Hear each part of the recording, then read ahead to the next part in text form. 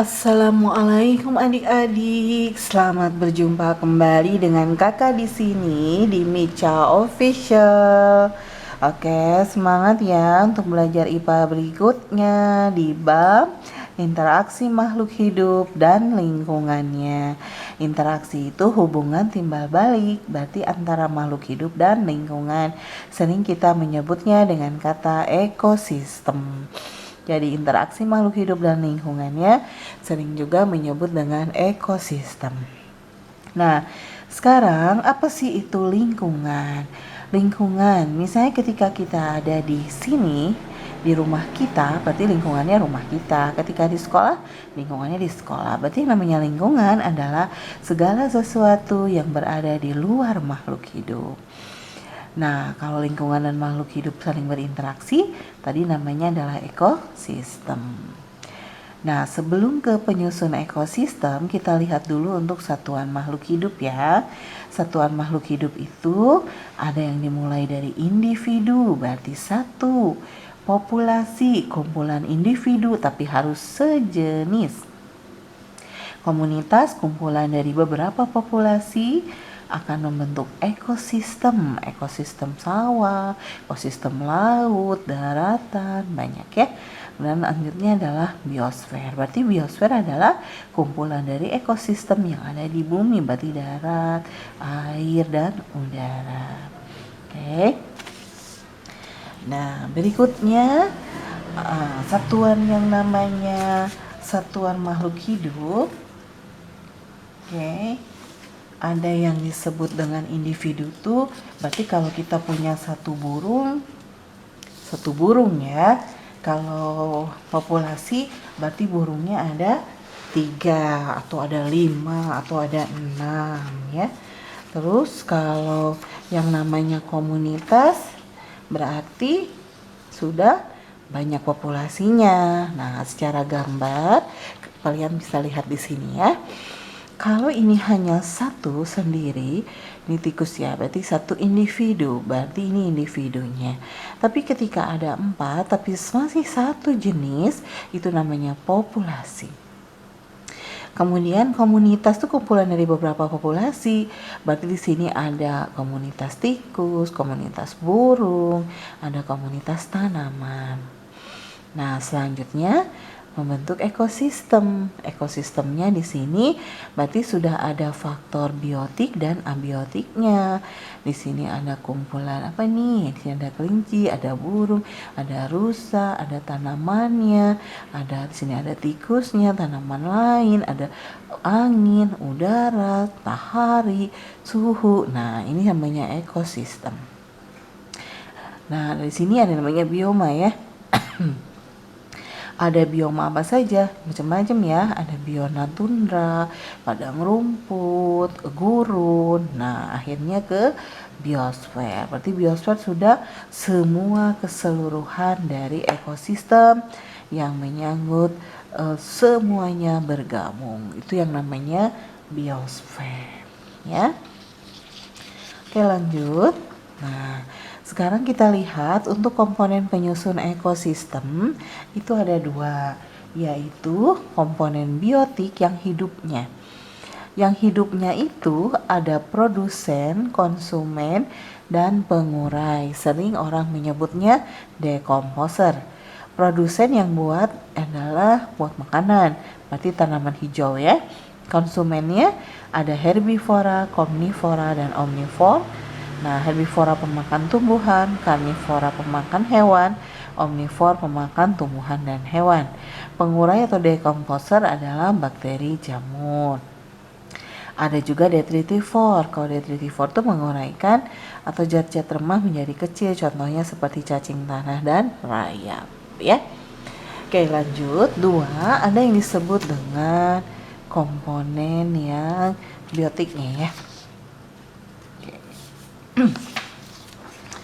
Oke, kita lihat ada komponen abiotik. Tadi kita sudah belajar ada yang namanya komponen biotik dan sekarang adalah komponen abiotiknya. Nah, apa aja sih komponen abiotiknya? Oke, kita perhatikan. Komponen abiotik itu berarti yang tidak hidup ya. ada tanah, air, ada apa lagi? Ada suhu, ada cahaya, ada iklim, dan lain-lain. Nah, sementara interaksi antar makhluk hidup dengan makhluk hidup lain nanti akan menimbulkan ketergantungan. Bisa kita lihat adanya rantai makanan, ada jaring-jaring makanan, ada piramida makanan, dan ada juga aliran energi. Ya. Oke, kalau rantai makanan itu adalah peristiwa makan dan dimakan dengan urutan tertentu. Kalau jaring-jaring makanan apa? Kalau tadi satu rantai, sekarang beberapa rantai makanan kita gabung, namanya jaring-jaring makanan. Kalau piramida makanan, itu menunjukkan perbandingan jumlah produsen dan konsumen, jadi dalam bentuk piramida. Oke, nanti kita lihat gambarnya ya. Kalau aliran energi yaitu perpindahan aliran energi dari produsen sampai ke konsumen. Oke, kita lihat untuk rantai makanan. Rantai makanan itu kalau diperhatikan, bisa kalian lihat di sini adik-adik, mulai dari rumput ya, lihat ini dalam satu urutan tertentu. Berarti satu arah ya. Mulai dari rumput dimakan belalang, dimakan katak, dimakan ular, elang, dan dekomposer. Berarti ini satu rantai, berarti satu arah saja. Peristiwa makan dimakan. Tanda panahnya jangan lupa, kalau tanda panahnya ke sini berarti belalang yang makan rumput, ya. Nah, bagaimana selanjutnya kalau jaring-jaring makanan? Kalau jaring-jaring makanan ini adalah kumpulan dari beberapa rantai makanan, ya. Nih, coba adik-adik lihat. Nah, ini ya. Adik-adik bisa lihat di sini, ini banyak banget. Bisa kita bikin berapa rantai makanan nih dari satu gambar ini. Oke, kita mulai dari tumbuhan. Kita mulai dari tumbuhan dimakan belalang dulu ya. Kemudian kita lihat dia arahnya kemana.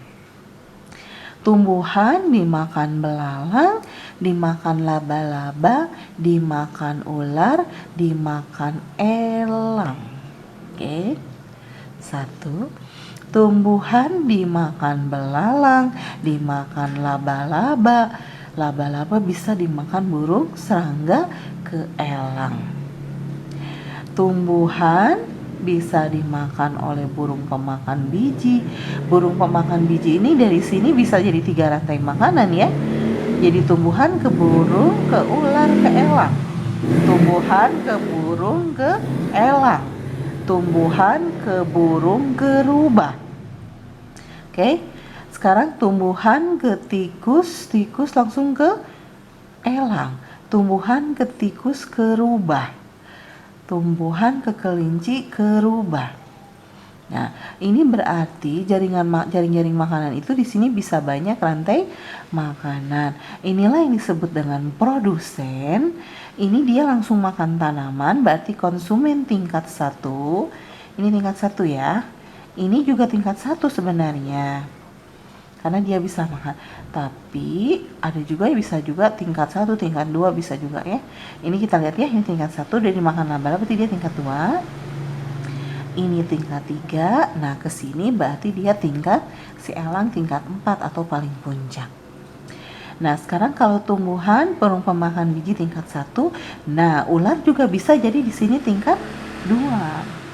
Nah, kalau ular sebagai tingkat 2, berarti dia dari tumbuhan ke burung baru ke ular. Ya, jadi tingkat 2. Ya. Nah, tikus di sini tingkat 1, kelinci tingkat 1 karena dia langsung makan produsen di sini. Ya. Nah, sekarang kita lanjut untuk piramida. Kalau piramida itu seperti apa? Karena dia menunjukkan jumlah atau komposisi makhluk hidupnya. Kalau diperhatikan, yang namanya piramida semakin ke atas semakin mengecil.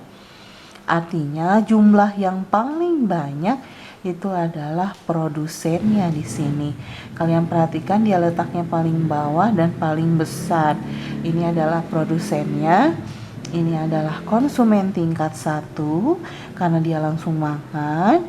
Di sini konsumen tingkat 2. Yang ini konsumen puncak, konsumen tingkat 3.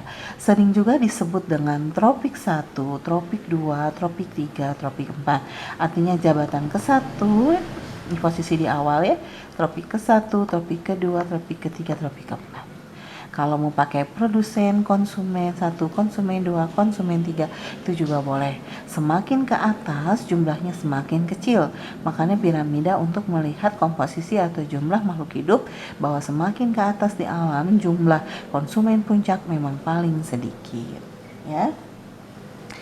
Oke, sekian dari kakak untuk rantai makanan, jaring-jaring makanan, dan juga untuk apa tadi ya? Rantai, jaring, dan piramida. Oh, kalau untuk aliran energi seperti apa? Kalau aliran energi itu jadi lebih ke bagaimana kalau misalnya aliran energinya, kita lihat dulu ya. Sebentar. Nah, ini untuk aliran energi. Aliran energi berarti kalau misalnya matahari itu kan dia ganti ke produsen, ke konsumen tingkat 1, tingkat 2, tingkat 3. Matahari mengeluarkan panas, produsen juga mengeluarkan panas. Ini juga mengeluarkan panas. Contohnya matahari ke tanaman. Dia mengeluarkan panas. Nah, tanaman dimakan oleh manusia. Misalnya dia mengeluarkan panas juga. Nah, ini artinya semakin energi ke atas itu semakin berkurang. Kalau dari sini 10.000, ini 1.000, ini 100, ini 10, dan ini 1. Jadi makin ke atas aliran energi akan berkurang, ya. Oke, sekian dari kakak. Kalau ada pertanyaan, silahkan di komen ya. Jangan lupa untuk like, share-nya untuk ilmu yang bermanfaat ini. Dan juga jangan lupa subscribe-nya di Micha Official. Video berikutnya kita akan belajar tentang pola interaksi. Ya, oke, assalamualaikum.